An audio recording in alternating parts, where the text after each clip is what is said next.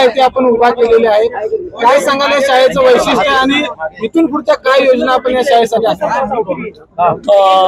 महाराष्ट्रातलं सरकारी शाळांमधलं इन्फ्रास्ट्रक्चर म्हणजे त्याला पायाभूत सुविधा म्हणतो आणि शिक्षकांची क्वालिटी सुधारून रिझल्ट चांगले आल्याशिवाय गरिबांना सुद्धा कर्जबाजारी होऊन प्रायव्हेट शाळांमध्ये आपल्या मुलांना पाठवावं असं जे वाटतं ते थांबणार नाही।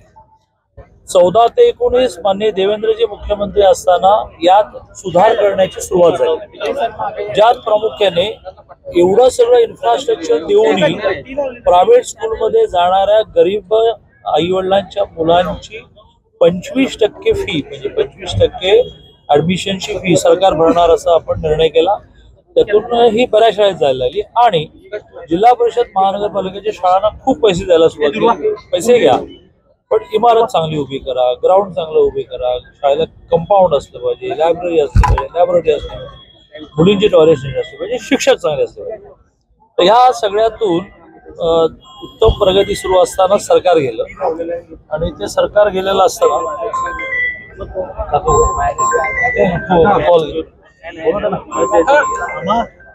तू घे ना त्यामुळे खूप शाळांमध्ये सुविधा निर्माण झाल्या आणि त्या सुविधा निर्माण झाल्यामुळे जिल्हा परिषदेच्या आणि महानगरपालिका शाळांची विद्यार्थी संख्या वाढली। मध्ये ब्रेक लागला, नव्याने एकनाथजी मुख्यमंत्री झाले, पुन्हा सुरू झाले।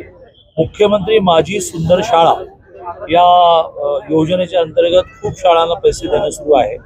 त्यातल्याच तालुक्यातल्या 3 शाळा 1, 2, 3 नंबरच्या ते सत्कार या ठिकाणी झाले आणि आपल्या गावामध्ये 70 पासून शालेय विद्यार्थी असतानापासून येत असताना एक लहानपणी मनामध्ये स्वप्न होतं की बा आपल्या महाराष्ट्रामध्ये 7/12 ऑनलाईन मिळालं पाहिजे। तो मी महसूल मंत्री असताना केला, कारण त्या तलाट्याच्या मागे लागून माझा बाबा थकायचा। दुसरं शाळा चांगली असेल, तिसरं माझ्या गावातलं जे मंदिर 4.5 किलोमीटर डोंगरात आहे तिथे जायला रस्ता असला पाहिजे, ते मंदिर चांगलं असेल।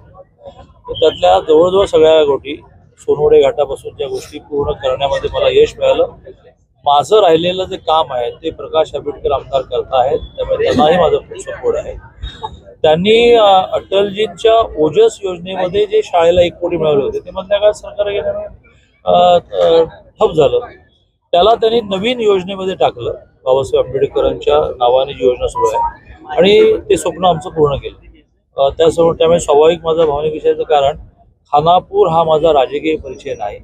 I am a actual citizen of Khanapur. मी प्रत्यक्ष खानापूरचा नागरिक आहे, निम्म गाव माझं नातेवाईक आहे, ही माझी वहिनी, ही माझी काकू, ही माझी मावशी, माझी शेतीवाडी आहे, माझा 7/12 आहे आणि महिन्यातून एकदा प्रकाशजींसारखं कोणीतरी आग्रह धरतच आणि मी ती संधी सोडत नाही आणि खानापूरला येतो। दादा 2 शाळा असणार आहे आणि इकडे खाजगी शाळेमध्ये मुलं जातात ती या शाळेकडे यावी यासाठी काय प्रयत्न असणार?